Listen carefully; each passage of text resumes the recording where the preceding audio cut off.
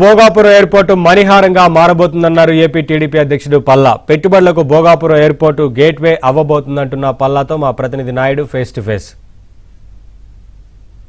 Bhogapuram international airport ని రేపు ప్రధానమంత్రి చేతుల మీదుగా ప్రారంభించబోతున్నారు. అయితే దీనికి ఇప్పటికీ రాష్ట్ర ప్రభుత్వంతో పాటు పార్టీ పరంగా కూడా పూర్తి స్థాయిలో ఏర్పాట్లు చేసి దగ్గరుండి నేతలందరూ కూడా పర్యవేక్షిస్తున్నారు. సో దీంతో ఖచ్చితంగా ఉత్తరాంధ్ర భవిష్యత్తు ఎలా మారబోతుంది ఏంటనే విషయం మనతో మాట్లాడేందుకు టీడీపీ రాష్ట్ర అధ్యక్షుడు పల్లా శ్రీనివాస్ గారు ఉన్నారు. సార్ చెప్పండి, భోగాపురం ఎయిర్పోర్ట్ ని ప్రభుత్వం ప్రతిష్టాత్మక తీసుకుంటుంది. ఇంత ప్రతిష్టాత్మక తీసుకోవాల్సిన బాధ్యత ఎందుకు వచ్చింది? అసలు అంత ప్రమోషన్ చేస్తున్నాము, ప్రజలను తీసుకొస్తున్నాము, దీని ద్వారా ఏం చెప్పాలనుకుంటున్నాం? ఏదైతే అల్లూరి సీతారామరాజు గారి పేరు మీద మనం భోగాపురం ఇంటర్నేషనల్ ఎయిర్పోర్ట్ ప్రారంభించుకుంటున్నాము, గౌరవ ప్రధానమంత్రి గారి చేతుల మీదుగా, ముఖ్యంగా ఈ సంకల్పం అంతా కూడా గౌరవ ముఖ్యమంత్రి గారైనటువంటి శ్రీ నారా చంద్రబాబు నాయుడు గారి ఆలోచన అండి.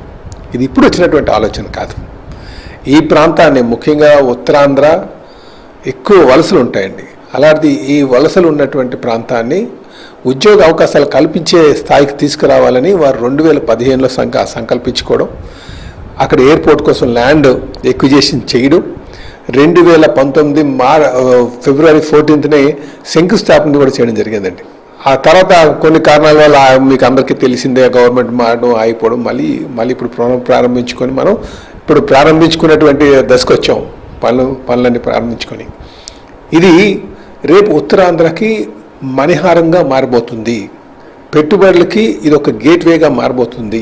సో కార్యక్రమం నిర్వహించడంతో పాటు ఆహ్వానం కానీ ప్రతిదీ ఒక బాధ్యతగా నిర్వహిస్తుంది. ఆల్రెడీ మంత్రులు కానీ మిగతా టీం, సో దాదాపు రాష్ట్ర ప్రభుత్వం అంతా కూడా గత 3-4 రోజుల నుంచి పూర్తిగా మమైకమైంది. ఇక్కడ మనం అందరూ కూడా తెలుసుకోవాల్సింది, ఎక్కడైనా సరే ఒక ఇంటర్నేషనల్ ఎయిర్పోర్ట్ వస్తాయి, ఆ ఇంటర్నేషనల్ ఎయిర్పోర్ట్ ఖచ్చితంగా ఆ ప్రాంతం ఒక ఆర్థిక పురోభివృద్ధికి, ఎకనామిక్ డెవలప్మెంట్కి చాలా ఉపయోగపడేటువంటి పరిస్థితులు ఉంటాయండి. అక్కడ ఇప్పుడు ఏదైతే విశాఖపట్నం ఎయిర్పోర్ట్ ఉంది, ఇది డిఫెన్స్ ఎయిర్పోర్ట్, దీనికి అనేక రెస్ట్రిక్షన్స్ ఉన్నాయి ఫ్లైట్లు రావాలంటేనే.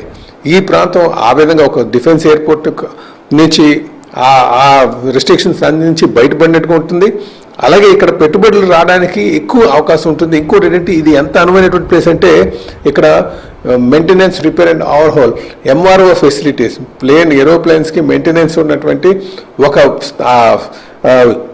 ఇండస్ట్రీ కూడా రేపు జిఎంఆర్ స్టార్ట్ చేయబోతుంది. దీంతో పాటు ఏవియేషన్ యూనివర్సిటీ, దాంతోపాటు training centres, pilot training centres, ఇవన్నీ కూడా ప్రారంభించుకోబోతున్నాం.